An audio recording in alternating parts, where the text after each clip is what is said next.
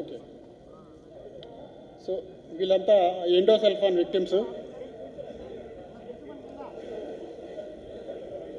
అక్కడ ప్రజా సంఘాలన్నీ ఎండోసల్ఫాన్ బ్యాన్ చేయాలని చెప్పేసి ర్యాలీలు చేసి అక్కడ హైకోర్టులో కూడా ఫిల్ వేయడం వల్ల ఆ హైకోర్టు ఎండోసల్ఫాన్ స్ప్రేయింగ్ని బ్యాన్ చేయడం జరిగింది.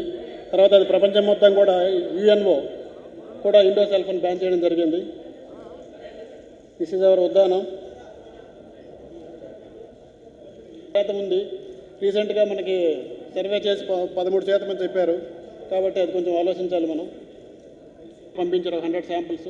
మనలో చేస్తే ఇవి కూడా కొన్ని డిలీషన్స్ ఉన్నాయి. మనకి ఫండ్ వస్తుంది రీసెర్చ్ కోసం. కాబట్టి మనకి పరిశోధన కావాలంటే కేంద్ర ప్రభుత్వం నుంచే రావాలి. భారతదేశ చరిత్రలో ఫస్ట్ టైం ఐసీఎంఆర్ ఒక cashew plantation and the coconut plantation. So our village styles government చేసింది 120 గ్రామాల్లో చేశారు. కానీ మేము అడిగింది అంటే స్టేజ్ 1, స్టేజ్ 3, స్టేజ్ 5 చేయమన్నా వాళ్ళు ఓన్లీ 13,000 అని చెప్పారు. కాబట్టి స్టేజెస్ రవిరాజ్ గారు ఉన్నారు ఇక్కడ. ఆ స్టేజ్ 1, స్టేజ్ 2 స్టేజ్ చేసి వాళ్ళకి ట్రీట్మెంట్ ఇప్పించి స్టేజ్ 4, స్టేజ్ 5, స్టేజ్ 6 డయాలసిస్ ఇప్పించి